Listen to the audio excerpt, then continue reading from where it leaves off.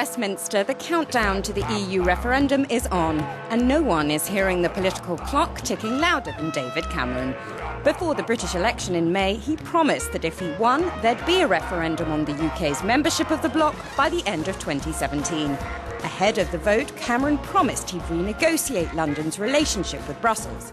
Now the Conservatives have a majority, Cameron is safely ensconced in number 10, and that looming vote on Europe can no longer be ignored.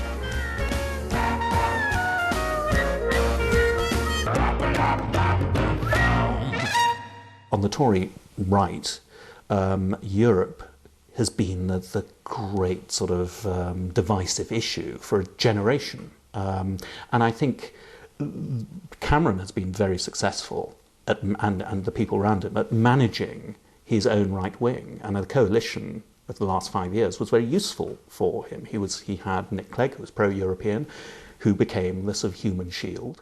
Cameron had to make that promise to his own right wing that they would have a referendum if they just played along and were okay and didn't mention that big elephant in the corner. Let's not talk about it, and then you'll get your referendum after the election. And guess what? We're post-election now. And what's looming? The elephant. Cameron has a tricky road to navigate, not only with Brussels, but also with his own party. He says he'll negotiate major reforms and then potentially get a green light from the public to stay in the bloc. Cameron needs to appease the Eurosceptics within the Conservative Party, and many of them want the benefit system for migrants overhauled. Changes to welfare to cut EU migration will be an absolute requirement in my renegotiation. And once we've negotiated that settlement, we'll put it to the British people before the end of 2017 in an in-out referendum. Andrzej Rygielski has been living and working in the UK since 2005. He manages this corner shop in the Isle of Shippey in Kent. Andrzej says Cameron and the Eurosceptics have been using immigration as a political tool. Simply like that. So this is a problem. Migrant numbers out of control. That's today's news. Andrzej is especially angry about Cameron's plans to cut benefits for EU migrants and their children. Even though he's a British citizen, he recently received a letter about his daughter. It said he had to contact the government if she left the UK. Andrzej says Cameron has already changed the rules without consulting his European partners, rules that are part of EU legislation. Yes, they made the changes last year. They are asking people, where is their child? It means, and they say the benefit will be stopped if the child lives abroad. And this is part of EU regulations, 883 from 2004, saying that all the citizens are entitled to take the benefit in the first country, even if their children lives abroad. This is Open Europe, one of the main think tanks advising Downing Street on how to tackle EU reforms. Reforms that they believe Cameron has a strong chance of achieving.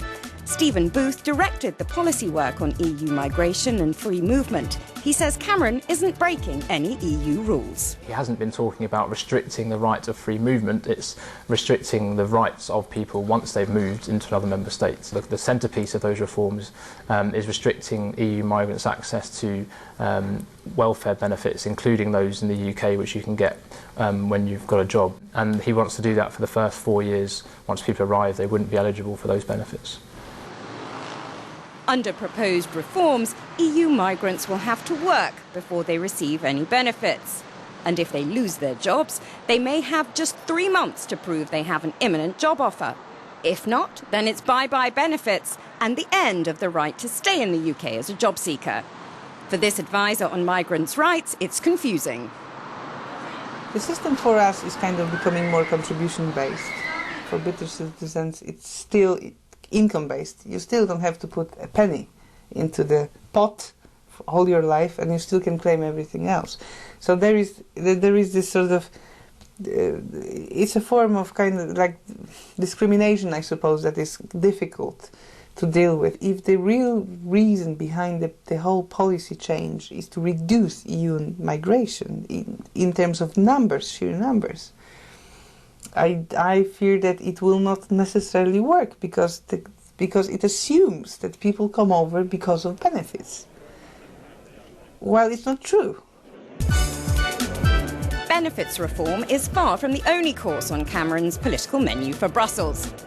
He also wants safeguards to ensure that the single market can't be rigged in favour of Eurozone members. And he wants a red card that allows national parliaments to club together to block new EU legislation. He also wants to amend the EU's historic mission of fostering an ever closer union.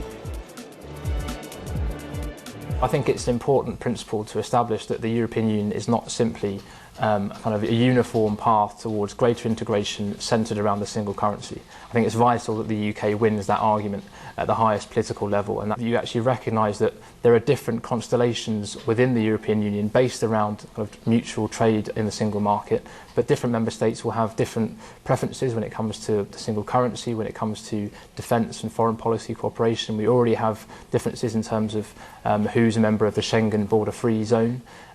So I think it's a case of making those kind of political realities a formal fact of the European Union.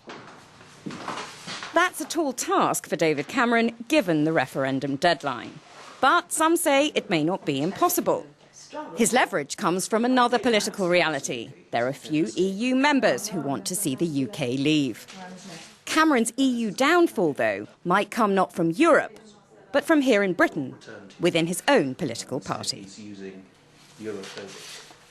There are an awful lot of things that need reforming within Europe. You know, to be pro-European isn't necessarily to be pro the status quo in Brussels as it stands. But you can't even begin that debate unless you do move towards something that looks more like a federal Europe.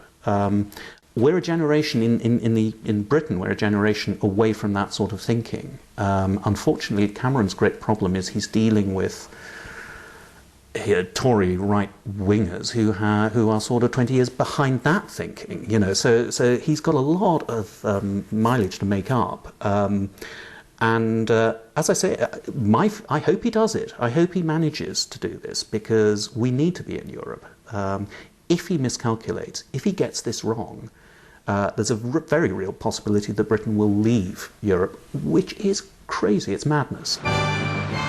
For now, opinion polls show that most British people want to stay in the European Union. But the number of undecided has also grown. So for David Cameron, the time is now to negotiate.